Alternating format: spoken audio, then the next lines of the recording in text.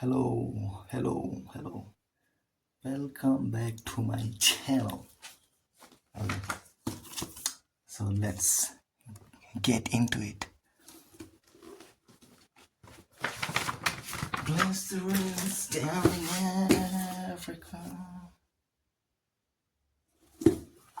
Okay. Uh, uh, uh.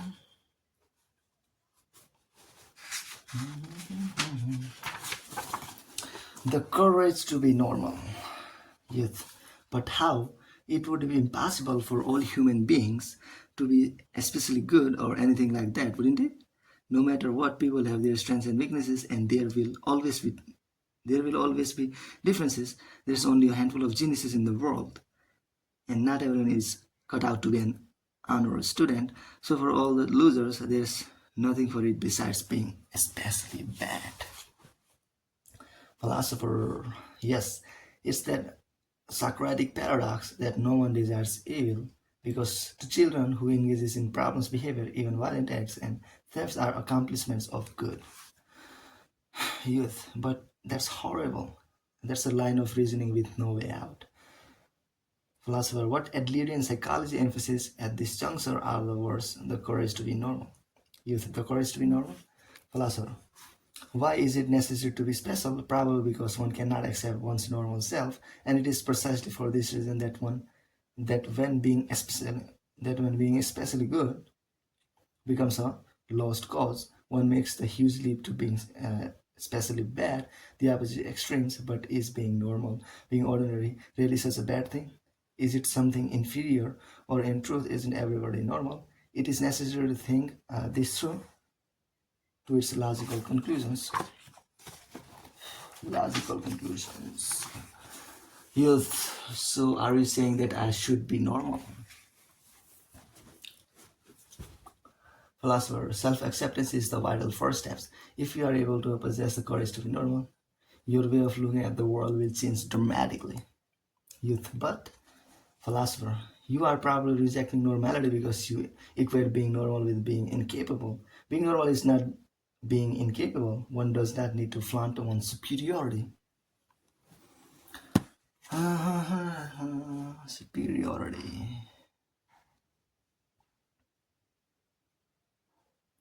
Fine, I acknowledge the danger of aiming to be special, but does one really need to make the deliberate choice to be normal? If I pass my time in this world in an utterly humdrum way, if I lead a pointless life without having any record or memory of my existence whatsoever, am I to just be satisfied with my lot? Because that's the sort of human being I am. You've got to be joking. I'd abandon such a life in a second. Philosopher, you want to be special no matter what? Youth, no. Look, accepting what you call normal would lead to me having to affirm my ideal self. It would just be saying, this is all I am capable of, and that's fine. I refuse to accept such an ideal way of life. Do you think that Napoleon or Alexander the Great or Einstein or Martin Luther King accepted normal? And how about Socrates and Plato? Not a chance. More than likely, they all lived their lives while carrying the torch of a great ideal or objective. Another Napoleon could never emerge with your line of reasoning. You are trying to rid the world of geniuses. Philosopher. So, what you are saying is that one needs lofty goals in life, youth, but that's obvious. The courage to be normal. What truly dreadful words are Adler and this philosopher really telling me to choose such a path to go about my life as just another soul among the utterly ordinary, faceless masses. I'm no genius, of course. Maybe normal is the only choice I have. Maybe I will just have to accept my mediocre self and surrender to leading a mediocre everyday existence. But I will fight it. Whatever happens, I will oppose this man to the bitter end, which seems to be approaching the heart of our discussion. The young man's pulse was racing, and despite the wintry chill in the air, his clenched fist shone with sweat.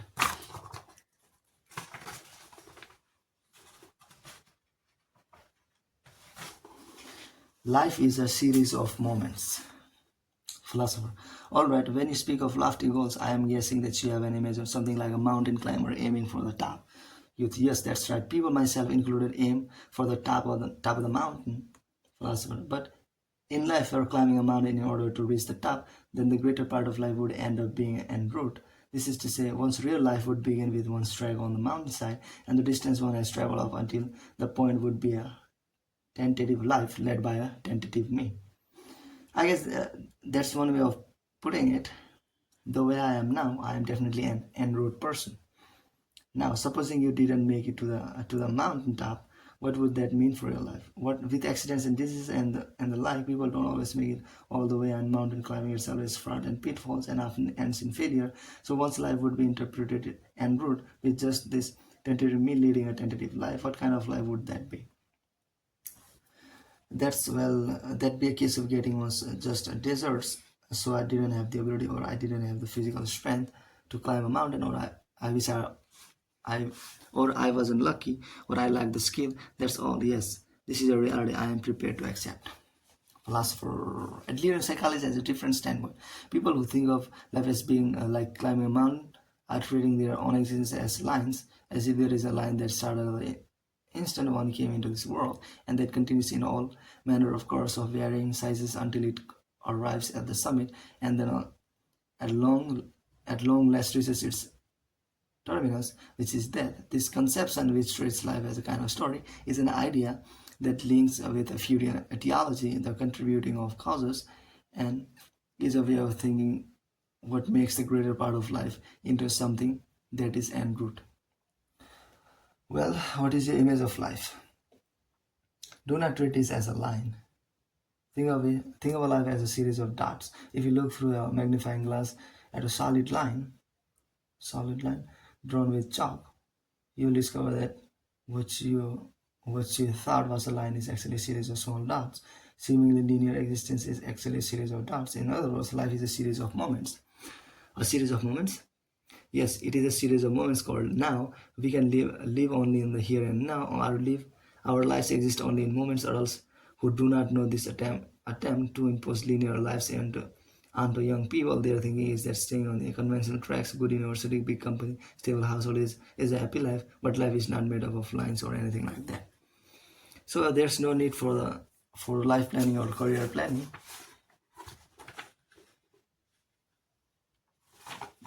Philosopher.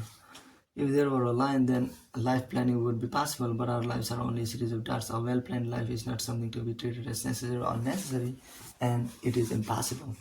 Youth. Oh, nonsense. What an absurd idea. Live like you're dancing. Philosopher. What is wrong with it? Youth. Your argument not only denies the making of plans in life, it goes as far as to deny even making efforts. Take, for example, the life of someone who has dreamed of being a violinist ever since childhood, and who, after years of strict training, has at long last,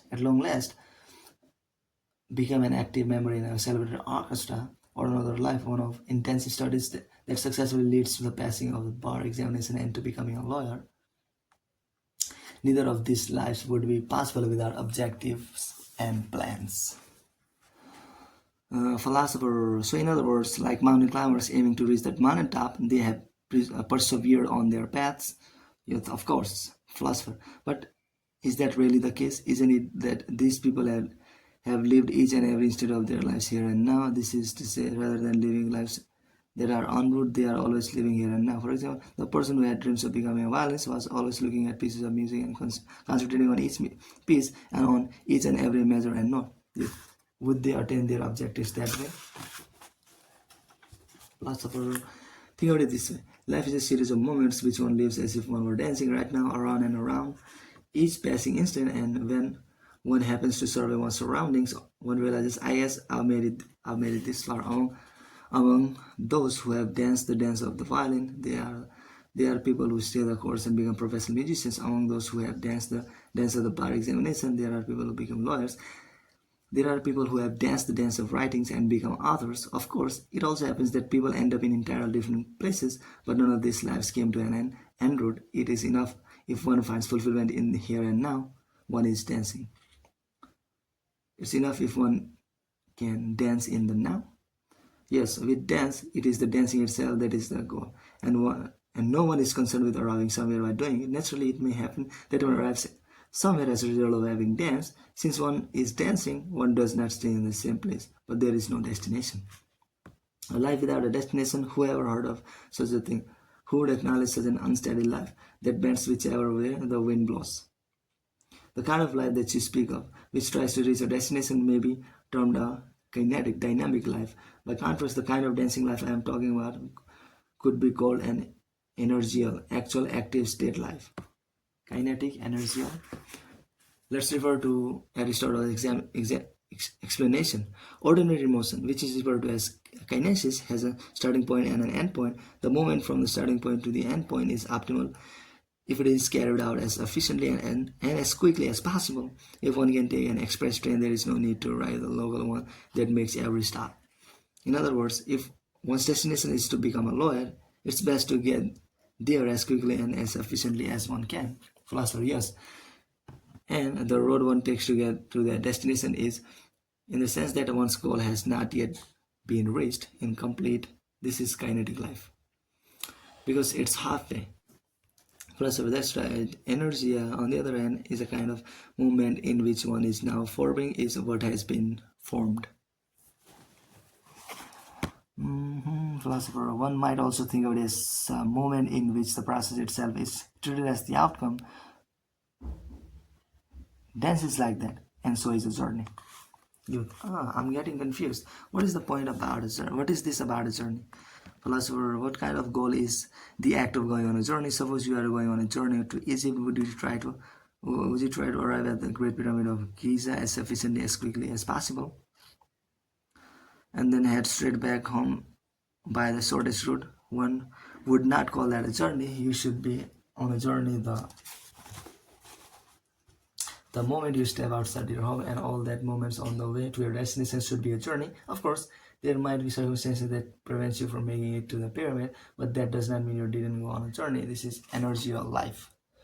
Youth, I guess I'm just not getting this. Once you're refuting the kind of value system of aiming for the mountaintop, what happens if you like an energy of life to mountain climbing? Philosopher, if the goal of climbing a mountain were to get to the top, that would be the kinetic act. To take it to the extreme, it wouldn't matter if you went to the mountaintop in a helicopter, stayed there for 5 minutes or so, and then headed back in the helicopter again. Of course, if you didn't make it to the mountaintop, that would mean the mountain climbing expedition was a failure. However, if the goal is mountain climbing itself, and that is getting the top one could say it is energial. In this case, in the end, it doesn't matter whether one makes it to the top or makes it to the mountaintop or not. That sort of argument is just ridiculous. You're falling into a completely self-defeating contradiction. Before you lose face before the whole wide world, I'll cut through your shameless nonsense once and for all. Oh, I'd be much obliged. Shine a light on the here and now. Youth, look, in your refutation of etiology, you rejected focusing on past. You said that the past does not exist and that it has no meaning. I acknowledge those parts. It is true that one cannot change the past. If there is something that can be changed, it is the future. But now, by advocating this energy way of living, you are refuting planning. But this is to say, you are rejecting even changing one's future of one's own violation. Volition? One's volition? So why do you reject looking back? You are rejecting looking forward too.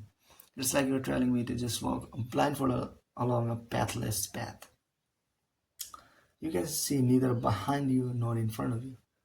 That's right, I can see. Isn't that only natural? Where is the problem here? What? What are you talking about? Imagine that you are standing on a theater stage. If the house lights are on, you'll probably be able to see all the way to the back of the hall. But if you're under a bright spotlight, you won't be able to make out even the front row. And that's exactly how it is with our lives. It's because we cast a dim light on our entire lives that we are able to see the past and future, or at least we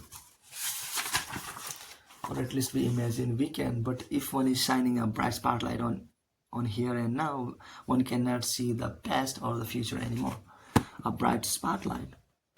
Yes, we should live more earnestly on here and now. The fact that you think you can see the past or predict the future is proof that rather than living earnestly here and now, you are living in a dim twilight. Life is a series of moments and neither the past nor the future exists. You are trying to give yourself a way out by focusing on the past and the future. What happened in the past has nothing whatsoever to do with your here and now, and what the future may hold is not a matter to think about here and now. If you're living earnestly here and now, you will not be concerned with such things.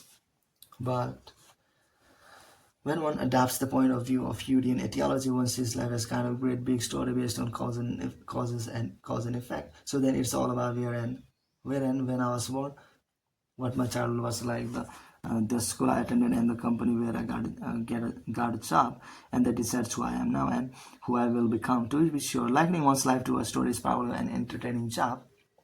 The problem is one can see the dimness that lies ahead at the end of the story. Moreover, one will try to lead a life that is in line with that story, and then one says, "My life is such and such, so I have no choice but to live this way, and it's not because of me. It's my past, it's the environment, and so on." But bringing up the past here is nothing but a way out, a lifeline. However, life is a series of darts, a series of moments. If you grasp that, you will not need a story any longer. If you put it that way, the lifestyle that Adler is advocating is kind of a story too.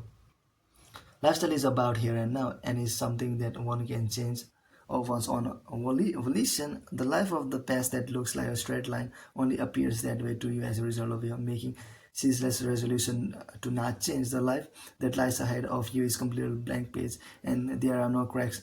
There are no tracks that have been laid for you to follow. There is no story there. But that's just living for the moment, of course, or worse, a vicious hedonism. No, to shine a spotlight on here and now is to go about doing what can do now, honestly and conscientiously.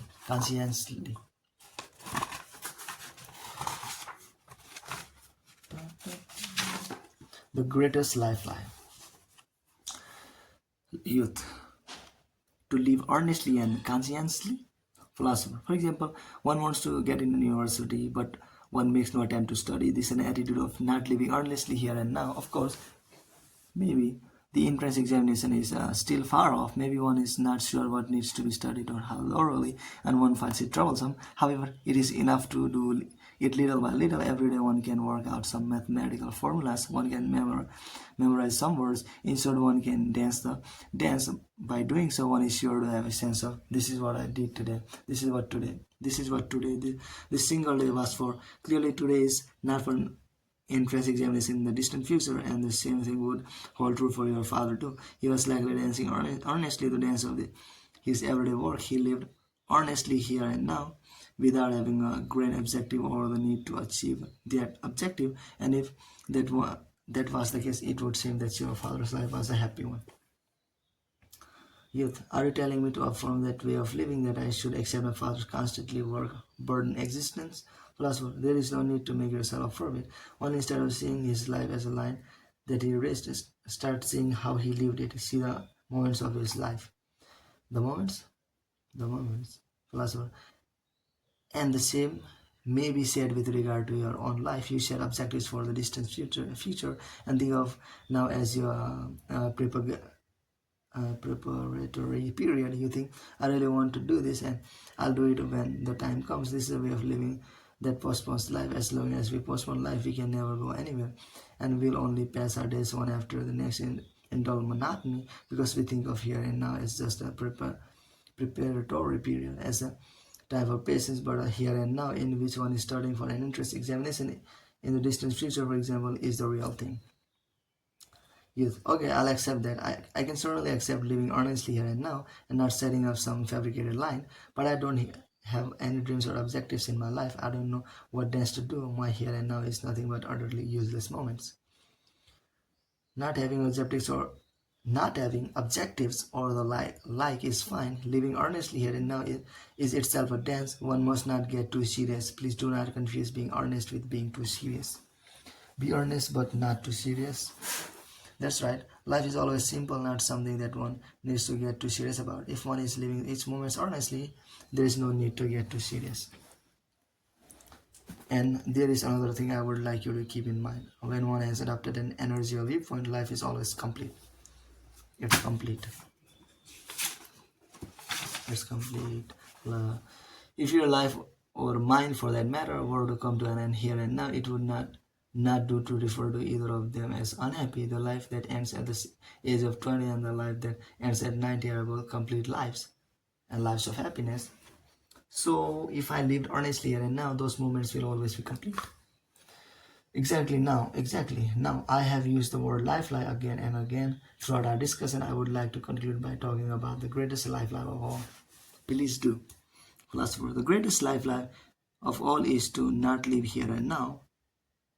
It is to look at the past and the future cast a dim light on one's entire life and believe that one has been able to see something. Until now, you have turned away from here and now and only shone a light on invented past and futures. You have told a great lie to your life, to these irreplaceable moments. Oh, okay. So cast away the lifeline, the fearless shine of bright spotlight on here and now. That is something you can do. That is something I can do. Do you think I have in me the courage to live out these moments earnestly without restoring to the lifeline? Since neither since neither the past nor the future exists, let's talk about now. It's not yesterday or tomorrow that decides it. It's here and now. Give meaning to seemingly meaningless life. What are you saying? I think this discussion has now reached the water's edge. Whether you drink the water or not is entirely up to you. Maybe at least psychology and your philosophy are actually changing. Maybe I am trying to let go of my resolve not to change and choose a new way of living, a new lifestyle. But wait, there is one last thing I'd like to ask. And what would that be? When life is taken as a series of moments as existing only here and now, what meaning could it possibly have? For what was I born, and for what am I enduring this life of hardship until I reach my last grasp? The point of it all is beyond me. What is the meaning of life? What are people living for? When someone passed those questions to Adler, this was his answer. Life in general has no meaning. Life is meaningless. The world in which we live is constantly beset by all manners of horrendous events, and we exist with the ravages of war and natural disasters all around us. When confronted by the fact of children dying in the turmoil of war, there's no way one can go on about the meaning of life. In other words, there is no meaning in using generalizations to talk about life, but being confronted by such incomprehensible tragedies without taking an action is tantamount to affirming them. Regardless of the circumstances, we must take some form of action. We must stand up to Kant's inclination. Yes. Now, suppose one experiences a major natural disaster and one's response is to look back at the past in an etiological manner and say, what could have caused such a thing to happen? How meaningful would that be? An experience of hardship should be an opportunity to look ahead and think, what can I do from now on? What can I do from now on? I agree entirely. And Adler, having stated that life in general has no meaning, then continues, whatever meaning life has must be assigned to it by the individual. Assigned to it by the individual? What does that mean? During the war, my grandfather was firebombed and his face was severely burned in every way. It was a horrendous and inhuman event. It would certainly have been within the realm of possibility for him to choose a lifestyle with the perspective of the world is a horrible place or people are enemies. However, when my grandfather rode the train on visit to the hospital, there were always other passengers who would give up their seats for him. This is something I heard about. Through my mother, so I don't know how he actually felt, but this is what I believe. My grandfather chose a lifestyle with the perspective of people are my comrades and the world is a wonderful place. And this is exactly what Edward is pointing to when he says whatever meaning life has must be assigned to it by the individual. So life in general has no meaning whatsoever, but you can assign meaning to that life, and you are the only one who can assign meaning to your life. Youth, then please tell me, how can I assign proper meaning to a meaningless life? I do not have the confidence yet. Philosopher, you are lost in your life. Why are you lost? You are lost because you are trying to choose freedom, that is to say, a path on which you are not afraid of being disliked by others and you are not living others' lives, a path that is yours alone. That's right, I want to choose happiness and choose freedom. What one attempts to choose freedom, it is only natural that one may lose one's way. At this juncture, Adlerian psychology holds up a guiding star as the grand compass pointing to a life of freedom. A guiding star.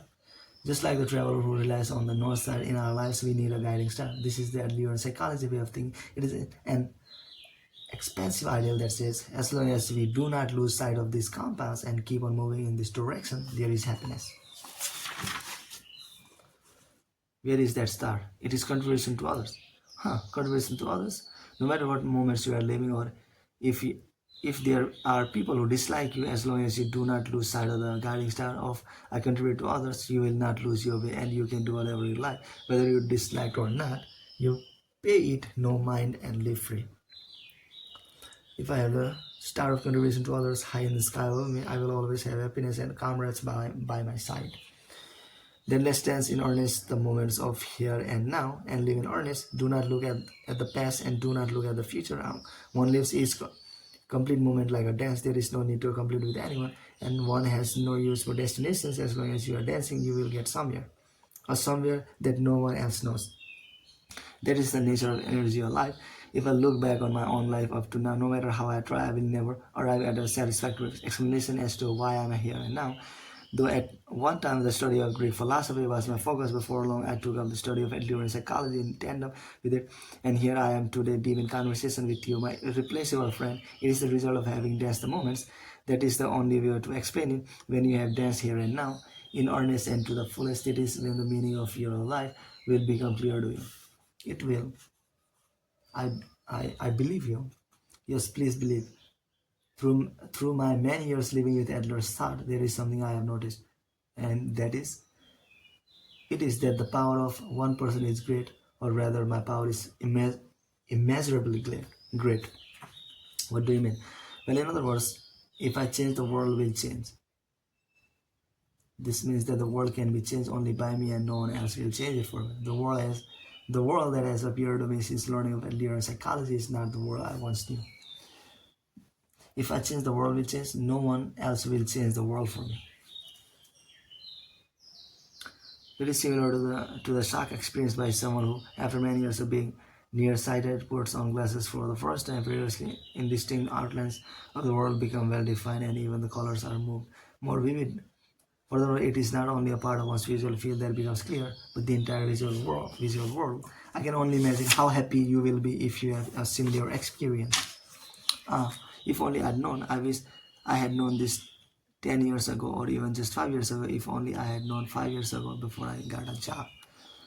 No, that is not the case. You say you wish you had known this 10 years ago. It is because Adler's thought resonates with you now that you are thinking this. No one knows how you would have felt about it 10 years ago. This discussion was something that you needed to hear now. Yes, I certainly did. One more time, I gave you the words of Adler. Someone has to start. Other people might not be cooperative, but that is not connected to you. My advice is this: you should start with no regards to whether others are cooperative or not.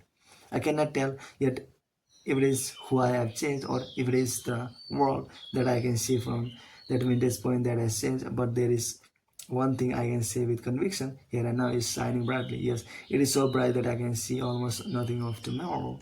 I believe that you have drunk the water, so young friend who walks ahead, shall we talk together? I believe you too. Yes, let's work together, and thank you for all your time. Thank you too. I hope, youth, I hope you will not mind if at some point I visit you here again. Yes, as an irreplaceable friend, and I won't be saying anything more about taking apart your arguments. Philosopher, haha, at last you have shown me a young person's smile. Well, it's quite late already. Let's pass our own nights and greet the new morning. The young man slowly tied his shoelaces and left the philosopher's house. On opening the door, a snowy scene spread out before him. The full moon, its floating form obscured, illuminated the shimmering whiteness at his feet. What clear air, what dazzling light! I am going to tread on this fresh snow and take my first step. The young man drew a deep breath, rubbed the slightest stubble on his shoe, and murmured emphatically, "The world is simple and life is too." The world is simple and life is too.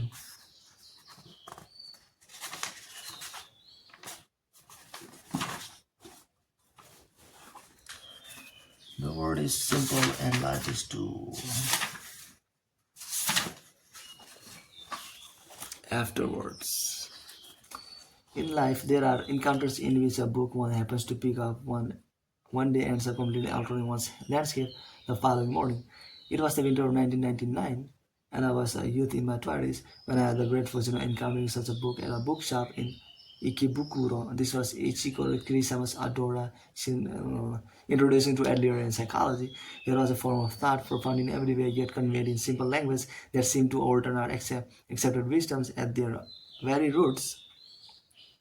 A Carperian revolution that denied trauma and converted etiology into a teleology. Having always felt something unconvincing in the discussions of the Freudian and Jungian, I was affected very deeply. Who was this Alfred Adler? How had I never known of his existence before? I purchased every single book by or about Adler that I could get my hands on and become completely engrossed and read them over and over again. But I was struck then by a certain fact. What I was interested in was not solely Adler's psychology, but rather something that had emerged through the filter of the philosopher Ichiro Kishimi. It was Kishimi's Adler studies that I was seeking, grounded in the thought of Socrates, and Plato and other ancient Greek philosophers. The Adler psychology that Kishimi conveys to us reveals Adler as a thinker or philosopher whose work went far beyond the confines of clinical psychology. For instance, the statement, "it is only in social context that a person becomes an individual," is positively Hegelian. It is laying emphasis on subjective interpretation over objective truth. He echoes Nietzsche's worldview and ideas regarding the phenomenology of Hustler and Hitcher are in abundance. Earlier psychology, which draws aspiration from these philosophical insights to proclaim all problems are interpersonal relationship problems, people can change and be at for from this moment onward, and the problem is not one of ability but of courage, was to utterly change the world view of this rather confused youth. Nevertheless, there was almost no one around me who had heard of Adler psychology. Eventually, it occurred to me that I would like to make a book someday with Kishimi, and that would be a definitive edition of Adler philosophy, Kishimi Adler studies. And I contacted one editor after another and waited impatiently for the opportunity to arise. It was in March 2010 that I was at last able to meet with Kishimi, who lives in Kyoto. More than 10 years had passed since my first reading of Introduction to Adler Psychology, when Kishimi said to me then, "Socrates' thoughts was conveyed by Plato. I would like to be a Plato for Adler." Without a second thought, I answered, "Then I will be a Plato for you, Mr. Kishimi," and that is how the book was conceived. One aspect of Adler's simple and universal idea is that there are times when he may seem to be stating the obvious, while at others he is likely to be regarded as espousing utterly unrealizable idealistic theories. Accordingly, in this book, instead of focusing on any doubts that might be harbored by the reader, I have adapted the format of a dialogue between a philosopher and a young man. As is implied in this narrative, it is not a simple thing to make the idea of Adler one's own and put them into practice. There are points that make one want to rebel, statements that are difficult to accept, and proposals that one may struggle to grasp. But the ideas of Adler have the power to completely change a person's life, just like they did for me over a decade ago. Then it is only a question of having the courage to take a step forward. In closing, I would like to express a deep gratitude to Ichiro Kishimi, who never treated me as a disciple, even though I was much younger than he, but met me forthrightly as a friend, to the editor Yoshikumi Kakiguchi for his steadfast and unstinting support at every step of the way. And last but not least, to all the readers of this book, thank you very much. Fumitake Koga.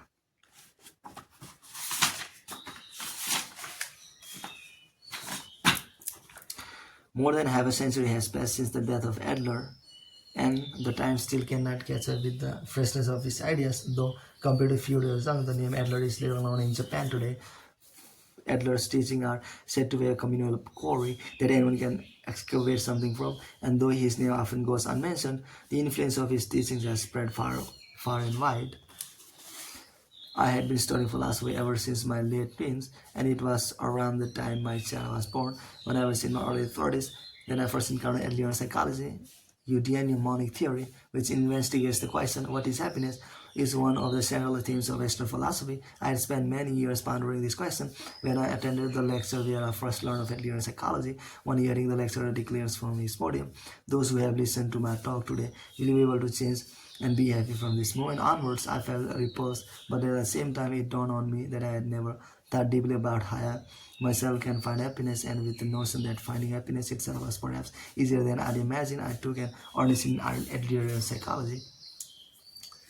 In this way, I came to study Adlerian psychology side by side with philosophy. I soon realized, however, that I could not study them separately as two distinct fields. For instance, the idea of teleology, far from being something that appeared suddenly in Adler's time, is present in the philosophy of Plato and Aristotle. It became clear to me that Adlerian psychology was a way of thinking that lay in the same vein as Greek philosophy. Moreover, I noticed that the dialogues that Socrates engaged in with youths, which Plato recordings in writing for posterity, could be said to correspond very closely to the counseling practice today. Though many people think of philosophy as something difficult to understand, Plato's dialogue do not contain any specialized language. It is strange that philosophy should be something that is discussed using words understood only by specialists, because in its original meaning, philosophy refers not to wisdom itself, but to love of wisdom, and it is the very process of learning what one does not know and arrive at wisdom that is important. Whether or not one attains wisdom in the end is not an issue. A person reading Plato's dialogue today may be surprised to find that dialogue concerning courage, for instance, ends without arriving at any conclusion. The youth engages in dialogue with Socrates never agree with what he says at the outset. They refute his statement thoroughly. This book is continuing in the tradition of philosophy since Socrates, and that is why it follows the format of a dialogue between a philosopher and a youth. Upon learning of Adler psychology, which is another philosophy, I became dissatisfied with the way of living of the researchers who only read and interprets the writings of his predecessors. I wanted to engage in dialogue in the way that Socrates did, and eventually I began to practice counseling at psychiatry clinics and other venues.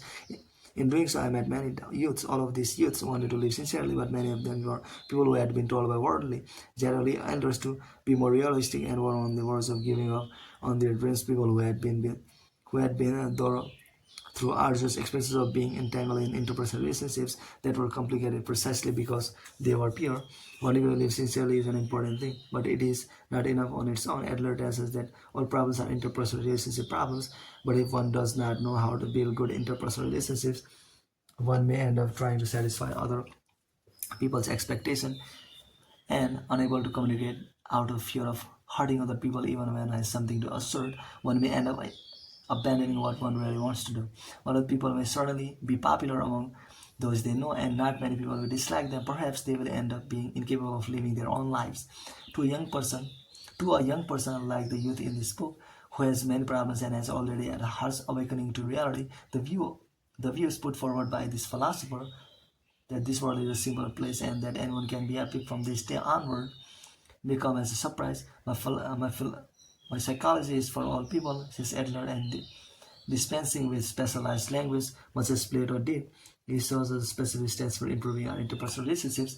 If Adler's way of thinking is hard to accept, it is because it is a compilation of antithesis to normal social thinking, and because to understand it, one must put it into practice in everyday life. Though his words are not difficult, there may be a sense of difficulty like that of imagining the blazing heat of summer in the dead of winter. But I hope that the reader will be able to grasp keys here to solving their interpersonal relationship problems. The day Fumita Koga, my collaborator and writer for this book, facilitated my study, he said, "I will leave a plate for you, Mr. Kishimi. Today, the reason we can learn about the philosophy of Socrates, who left no known writings, in, is that Plato took down his dialogues in written form, but Plato did not simply record what Socrates said. It is thanks to Plato's correct understanding of his words that Socrates' teachings are still conveyed today. Socrates' teachings are still conveyed today.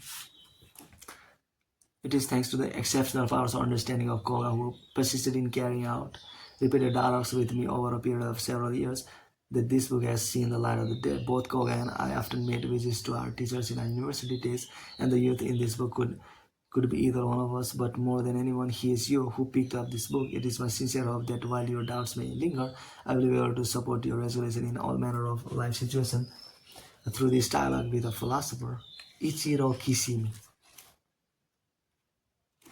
Ichiro Kishimi. Ichiro Kishimi. It's finished. The courage to be disliked. The courage to be disliked. The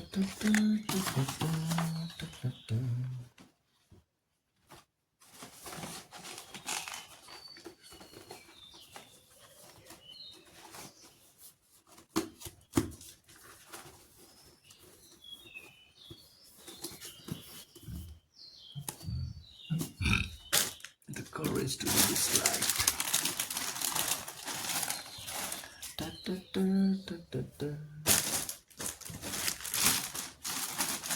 What time is it? Let me check.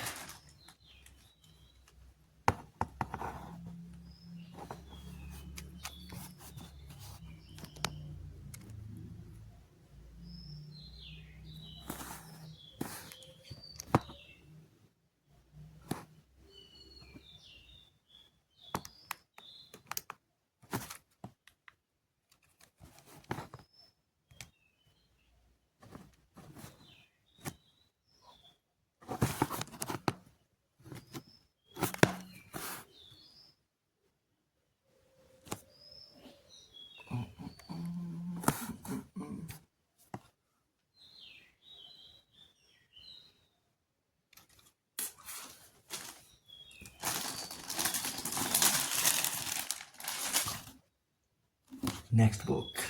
Okay.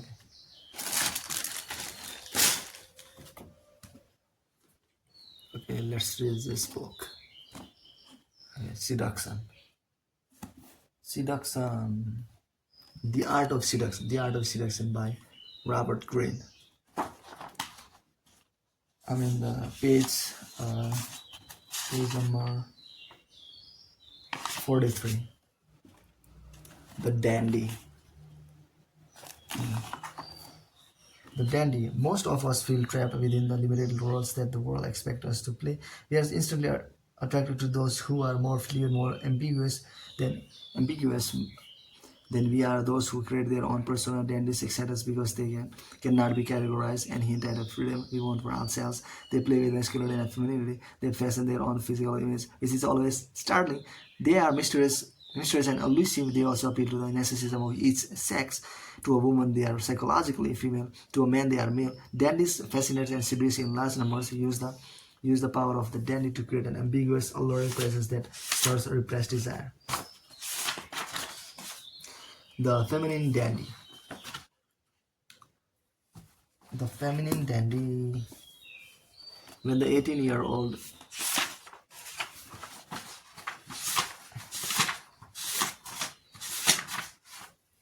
the feminine dandy. When the 18-year-old Rodolfo Guglielmi immigrated from Italy to the United States in 1913, he came with no particular skills apart from his good looks and his dancing prowess. To put these qualities to advantage, he found work in the Des Dantes, the Manhattan dance halls where young girls would go alone or with friends and hire taxi dancers for a brief thrill. The taxi dancer would expertly twirl them around the dance floor, flirting and chatting, all for a small fee. Guglielmo soon made a name as one of the best, so graceful, poised, and pretty. In working as a taxi dancer,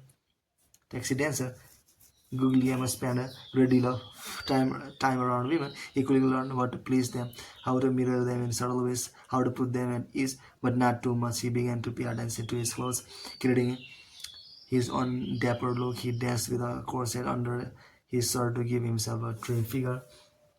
Sported a wrist was considered effeminate to those days and claimed to be a Marquis. In 1915, he landed a job demonstrating the tango in fancy restaurants and changed his name to the more evocative Rodolfo di Valentina. A year later, he moved to Los Angeles. He wanted to try to make it in Hollywood. Now known as Rodolfo Valentino, Guglielmo appeared as an extra in several low-budget pictures. He eventually landed a somewhat larger role in the 1990 film Eyes of Youth, in which he played a seducer and caught women's attention by how different a seducer he was. His movements were graceful and delicate, his skin so smooth and his face so pretty that when he swooped down on his victim and drowned her protest with a kiss, he seemed more thrilling than sinister. Next time, The Four Horsemen of the Apocalypse, in which Valentina played the male lead, Julie the Playboy, and became an overnight sex symbol through a tango sequence in which he seduced a young woman while leading her through the dance. The scene encapsulated the essence of his appeal. His feet smooth and fluid, his voice almost feminine, combined with an air of control. Female members of the audience literally swooned as he raised a married woman's hands to his lips or shares the fragrance of a rose with his lover. He seemed so much more attentive to women than other men did, but mixed in with this delicacy was a hint of cruelty and menace that drove women wild. In his most famous film, The Sheik, Valentino played a Arab prince, later revealed to be a Scottish lord abandoned in the Sahara as a baby, who rescued a proud English lady in the desert, then conquers her in a manner that borders on rape. When one asks, "Why have you brought me here?" and he replies, "Are you not woman enough to know?" Yet she ends up falling in love with him, as indeed women did in movies. Audiences all over the world thrilling at his stage blend of the feminine and the masculine. In one scene in the shake, the English lady points a gun at Valentino. His response is to point a delicate cigarette holder back at her. He wears a long flowing robes and abundant eye makeup. Later films would include scenes of Valentino dressing underdressing, a kind of striptease showing glimpses of his trim body. Almost all of these films he played some exotic period character, a Spanish bullfighter, an Indian Raja, an Arab sheikh, a French nobleman, and he seemed to delight in dressing up in jewels and tight in uniforms. There's running outside, man. Okay. In the 1920s, women are beginning to play with a new sexual freedom. Instead of waiting for a man to be interested in them, they wanted to be able to initiate the affair, but they still wanted the man to end up sweeping them off their feet. Valentine understood this perfectly. His off-screen life corresponded to his movie image. He wore bracelets on his arm, dressed impeccably, and reportedly was cruel to his wife and Heather. His adorning public carefully ignored his two failed marriages and his apparently non-existent sex life. When he suddenly died in New York in August 1926 at the age of 31 from complications after surgery for an ulcer, the response was unprecedented. More than 1,000 people filed by his coffin. Many female mourners became hysterical, and the whole nation was spellbound. Nothing like this had happened before for a mere actor. There is a film of Valentine's, Monsieur Beauchamp, in which he played a total fop, a much more effeminate role than he normally played, and without his usual hint of dangerousness, the film was a flop. Women did not respond to Valentine's as a Swiss. They were thrilled by the ambiguity of a man who shared many of their own feminine traits, yet remained a man. Valentine dressed and played with his physicality like a woman, but his image was masculine. He would, as a woman would woo if she were a man. Slowly, attentively paying attention to details, setting a rhythm instead of hurrying to a conclusion. Yet, when the time came for boldness and conquest, his timing was impeccable. Overwhelming his victim and giving her no chance to protest. In his movies, Valentine practiced the same gigolo's art of leading a woman on that he had mastered as a teenager on the dance floor, chatting, flirting, pleasing, but always in control. Valentine remains an enigma to this day. His private life and his character were wrapped in mystery. His image continues to seduce as it did during his lifetime. He served as the model for Elvis Presley, who was obsessed with the star of the silence, and also for the modern male dandy who plays with gender but remains an age of danger and cruelty. Seduction was and will always remain the female form of power and warfare. It was originally the antidote to rape and violence. The man who uses this form of power on a woman is in essence turning the game around, employing feminine weapons against her without losing his masculine identity. The more subtly feminine he becomes, the more effective the seduction. Do not be one of those who believe that what is most seductive is being devastatingly masculine. The feminine dandy has much more sinister effect. He lures the woman in with exactly what she wants, a familiar, pleasing, graceful presence. Mirroring feminine psychology, he displays attention to his appearance, sensitivity to detail, a slight coquettishness, but also a hint of male cruelty. Women are narcissists in love with the charms of their own sex. By showing their feminine charm, a man can mesmerize and disarm them, leaving them vulnerable to a bold masculine move. The feminine dandy considers on a mass scale. No single woman really possesses him. He is too elusive, but all can fantasize about doing so. The key is ambiguity. Your sexuality is decidedly heterosexual, but your body and psychology float delightfully back and forth between the two poles. I am a woman. Every artist is a woman and should have a taste for other women. Artists who are homosexual cannot be true artists because they are like men, and since they themselves are women, they are reverting to normality. Pablo Picasso. The masculine dandy. In the 1870s, Pastor Henry Gilliard was the darling of the St. Petersburg intelligentsia.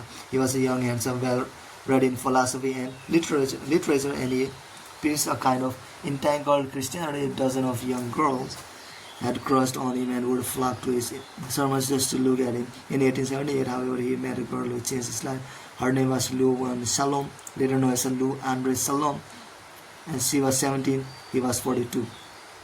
Salom was pretty, with radiant blue eyes. She had read a lot, particularly for a girl her age, and was interested in the gravest philosophical and religious issues. Her intensity, her intelligence, her responsiveness to ideas cast a spell over Gilliard.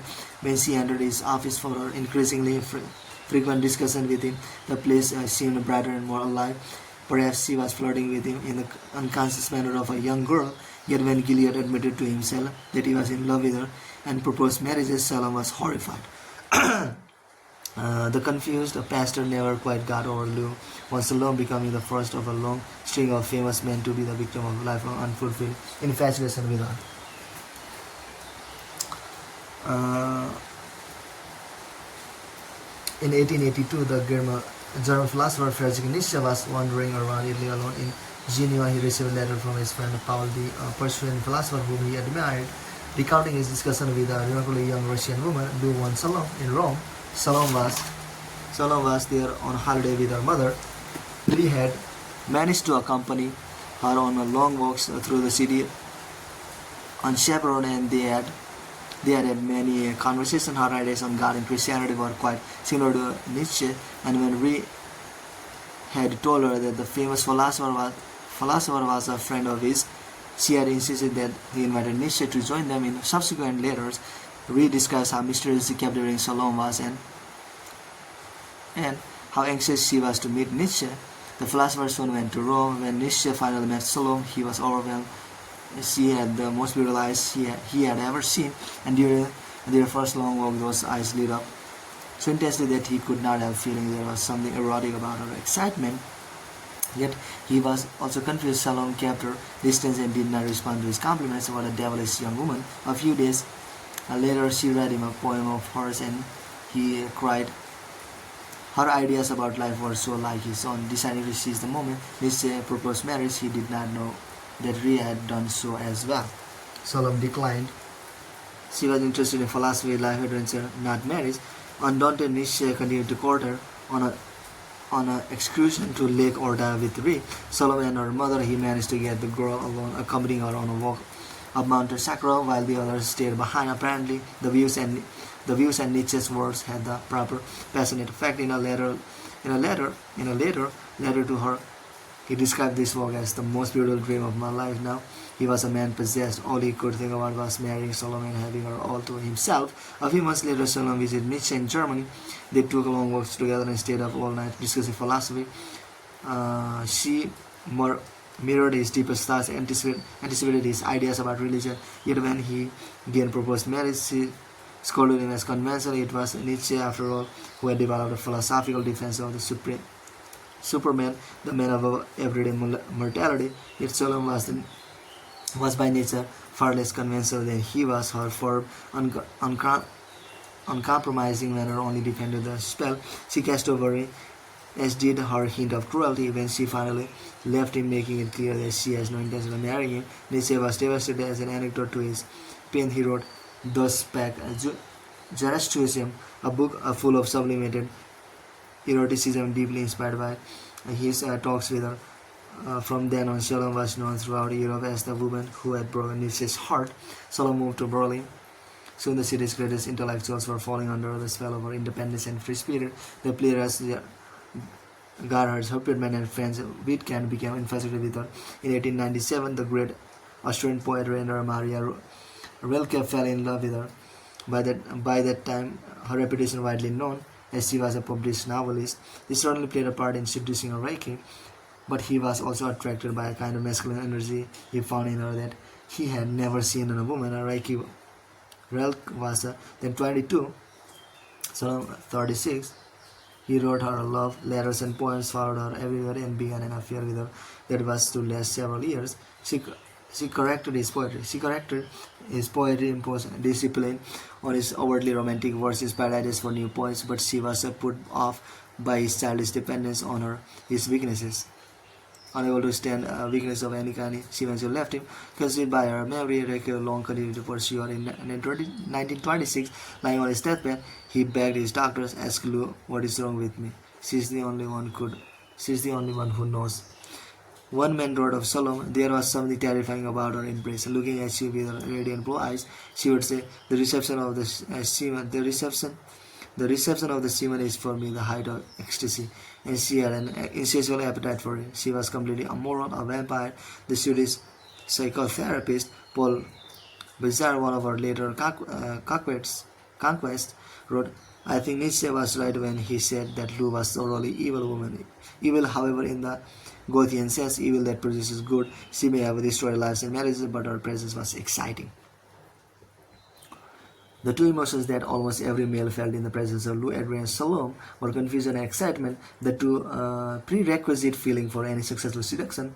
People were intoxicated by her strange mix of the masculine and the feminine. She was beautiful with her radiant smile and graceful, flirtatious manner, but her independence and her intensely analytical nature made her seem oddly male. This ambiguity was expressed in her eyes, which were both coquettish and probing. It was confusion that kept men interested and curious. No other woman was like this. They wanted to know more. The excitement stemmed from her ability to stir up repressed desires. She was a complete non-conformist, and to be involved with her was to break all kinds of taboos. Her masculinity made the relationship seem vaguely homosexual. Her slightly cruel, slightly domineering streak could stir up a masochistic yearnings, as it did with Nietzsche. Salome radiated a forbidden sexuality. Her powerful effect on men, the lifelong infatuations, the suicides there are several, the periods of intense creativity, the description of her as a vampire or a devil, attached to the obscure depths of the psyche that she was able to reach and disturb. The masculine dandy succeeds by reversing the normal patterns of male superiority in matters of love and seduction. A man's apparent independence, his capacity for detachment, often seems to give him the upper hand in the dynamic between men and women. A purely feminine woman will arouse desire, but is always vulnerable to the man's capricious loss of interest. A purely masculine woman, on the other hand, will not arouse that interest at all. Follow the path of masculine dandy, however, and you neutralize all man's powers. Never give completely of yourself while you are passionate and sexual. Always retain an air of independence and self-possession. You might move on to the next man, so he will think you have other more important matters to concern yourself with, such as your work. Men do not know how to fight women who use their own weapons against them. They are intrigued, aroused, and disarmed. Few men can resist the table pleasures offered up to them by the masculine dandy. The seduction emanating from a person of uncertain or dissimulated sex is powerful. Colette. Keys to the character. Many of us today imagine that sexual freedom has progressed in recent years, that everything has changed for better or worse. This is mostly an illusion, and a reading of history reveals period of licentiousness, imperial Rome, late 17th century England, the floating world of 18th century Japan, far in excess of what we are currently experiencing. Gender roles are certainly changing, but they have changed before but they have changed before. Society is in a state of constant flux, but there is something that does not change. The vast majority of people conform to whatever is normal for the time they play the role allotted to them. Conformity is a constant because humans are social creatures who are always imitating one another. At a certain point in history, it may be fashionable to be different and rebellious, but if a lot of people are playing that role, there is nothing different or rebellious about it. We should never complain about most people's slavish conformity, however, for it offers untold possibilities of power and seduction to those who are up for a few risks. Dandies have existed in all ages and cultures. Alcibiades in ancient Greece, Korechika in late 10th century Japan, and wherever they have gone, they have thrived on the conformist role-playing of others. The dandy displays a true and radical difference from other people, a difference of appearance and manner. Since most of us secretly appear by our lack of freedom, we are drawn to those who are more fluid and flaunt their differences. Dandies seduce socially as well as sexually. Groups around them, their style is widely imitated. An entire cohort or crowd will fall in love with them. In adapting the dandy character for your own purposes, remember that the dandy is by nature a rare and beautiful flower. Be different in ways that are both striking and aesthetic. Never vulgar, poke fun at current trends and styles. Go in a novel direction and be supremely uninterested in what anyone else is doing. Most people are insecure. They will wonder what you are up to, and slowly they will continue to admire and imitate you because you express yourself with total confidence. The dandy has traditionally been defined by clothing, and certainly most dandies create a unique visual style. Beau Brummel, the most famous dandy of all, would spend hours on his toilet, particularly the inimitably styled knot in his necktie, for which he was famous throughout early 19th century England. But a dandy style cannot be obvious, for dandies are subtle and never try hard for attention comes to them. The person whose clothes are flagrantly different has little imagination to taste. Dandies show their differences in the little touches that mark their disdain for convention. Theophilus Licorius, a red-based Oscar Wilde's green velvet suit, and evolved silver wigs. The great English Prime Minister Benjamin Disraeli had two magnificent canes, one for morning, one for evening. At noon he would change canes no matter where he was. The female identity works similarly. She may adapt male clothing, say, but if she does, a touch here and there will set her truly apart. No man ever dressed quite like George Sand. The overall hat, the riding boots worn on the streets of Paris made her a sight to behold. Remember, there must be a references point. If your visual side is totally unfamiliar, people will think you are best and obvious attention getter. At worst, crazy instead. Create your own fashion sense by adapting and altering prevailing styles to make yourself an object of fascination. Do this right, and you will be widely imitated. The court Orsay, a great London dandy of the 1830s and 1840s, was closely watched by fashionable people. One day, caught in a sudden London rainstorm, he brought a paltrow, a kind of heavy hooded duffel coat, off the back of a Dutch sailor. The paltrow immediately became the coat of to wear. Having people imitate you, of course, is a sign of your powers of seduction. The non-conformity of dandies, however, goes far beyond appearances. It is an attitude towards life that sets them apart. Adopt that attitude, and a circle of followers will form around you. Dandies are supremely impudent. They don't give a damn about other people and never try to please. In the court of Louis, the writer Labury noticed that courtiers who tried hard to please were invariably on the way down. Nothing was more anti-seductive, as Barbary the overly wrote. Dandies please women by displeasing them. Impudence was fundamental to the appeal of Oscar Wilde. In a London theatre one night after the first performance of one of Wilde's plays, the ecstatic audience yelled for the author to appear on stage. Wilde made them wait and wait, then finally emerged smoking a cigarette and wearing an expression of total disdain. It may be bad manners to appear here smoking, but it is far worse to disturb me when I am smoking. His scholar, his friends, the courtier Orsay, were equally impudent. At a London club one night, a Rothschild, who were notoriously cheap, accidentally dropped a gold coin on the floor, then bent down to look for it. The court immediately whipped out 1,000 French note worth much more than the coin, rolled it up, lit it like a candle, and got down on all fours as if to help light the way. In the search, only a dandy could get away with such audacity. The insolence of the rake is tied up with his desire to conquer a woman. He cares for nothing else. The insolence of the dandy, on the other hand, is aimed at society and its conventions. It is not a woman. It is not a woman he cares to conquer, but a whole group, an entire social world. And since people are generally oppressed by the obligation of always being polite and self-sacrificing, they are delighted to spend time around a person who disdains such niche. Dandies are masters of the art of living. They live for pleasures, not for work. They surround themselves with beautiful objects and eat and drink with the same relish they show for their cause. This was how the great Roman writer Petronius, author of the Satiricon, was able to seduce the Emperor Nitro. Unlike the dull Seneca, the great Stoic thinker and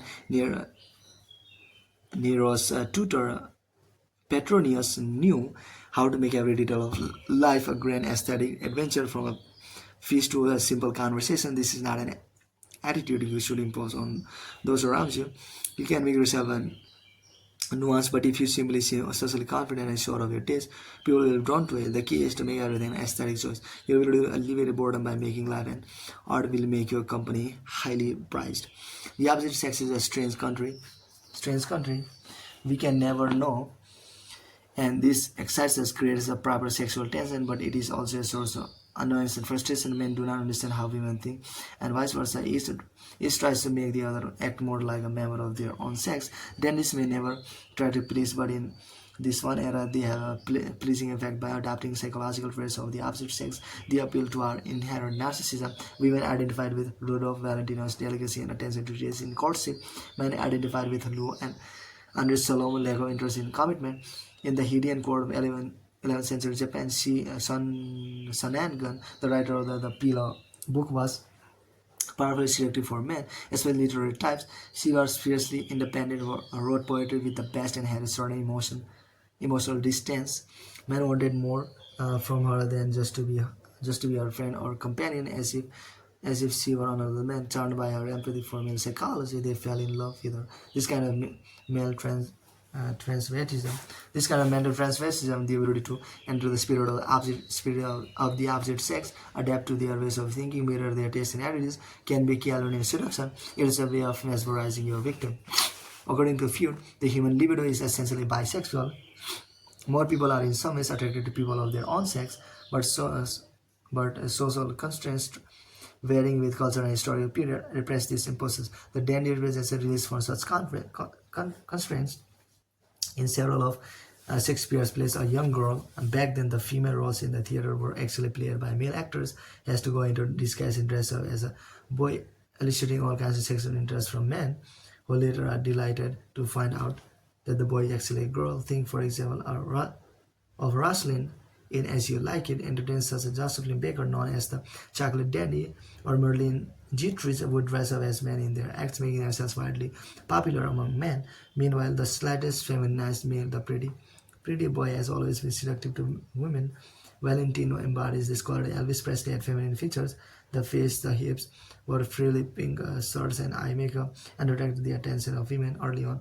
The filmmaker Kenneth Anger said to Mick Jagger that is was a bisexual charm which constitutes an important part of the attraction he had over young girls, and which acted upon their unconscious in Western culture for centuries. In fact, feminine beauty has been far more fetishized than male beauty, so it is understandable that a feminine looking face like that of Montgomery Clift would have more seductive powers than that of John Wayne. The dandy figure has a place in paradise as well. John F. Kennedy was a strange mix of the masculine and feminine, but really in his toughness with the Russians, and in his White House lawn football games, yet feminine in his graceful and dapper appearances. The ambiguity was a large part of his appeal. Disraeli was an incorrigible dandy in dress and manner. Some were suspicious of him as a result, but his courage in not caring what people thought of him also won him respect. Also, women, of course, adored him, for women always adored dandy. They appreciated the gentleness of his manner, his aesthetic sense, his love of clothes. In other words, his feminine qualities. The mainstay of Disraeli's power was in fact a feminine Queen Victoria. Do not be misled by the surface disapproval your dandy pose may elicit. Society may publicize its trust of androgyny in Christian theology. In Christian theology, Satan often represents androgynous, but this conceals its fascination. What is most seductive is often what is most repressed. Learn a play of dandyism, and you will become the magnet for people's dark, unrealized yearnings. The key to such power is ambiguity. In a society where the roles everyone plays are obvious, the visual to conform to any standard will excite interest, be both masculine and feminine, impudent and charming, subtle and outrageous. Let other people worry about being socially acceptable. Those types are a dime a dozen, and you are after a power greater than they can imagine. Symbol: the orchid.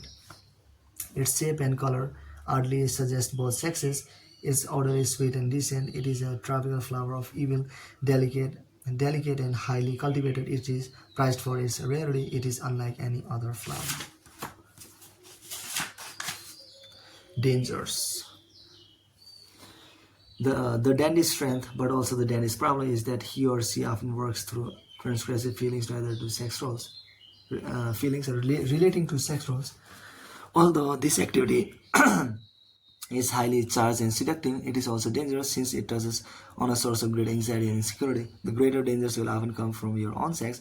Wellington had immense appeal for women, but men hated him. He was constantly lost with accusations of being perversely masculine, and this caused him great pain. Salome was actually disturbed by women. Nietzsche's sister and perhaps his closest friend considered her an evil witch and led a virulent campaign against her in the press. Long after the philosopher's death.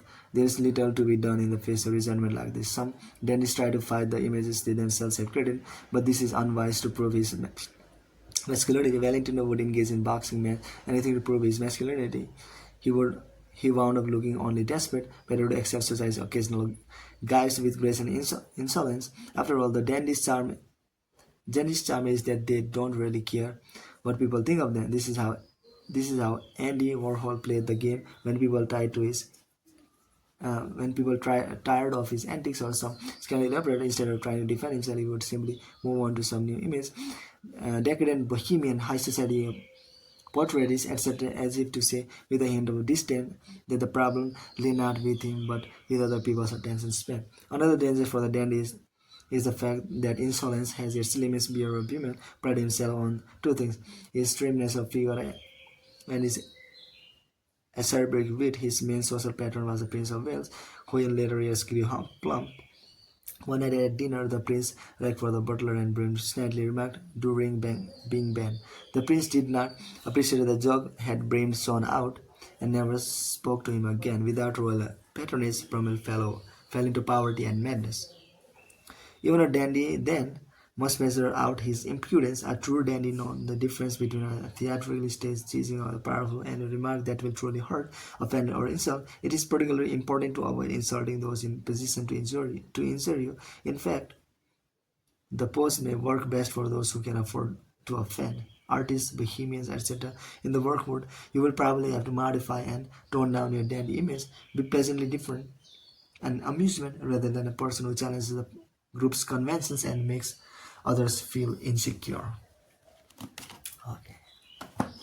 Okay. That's it for now. Bye. Okay.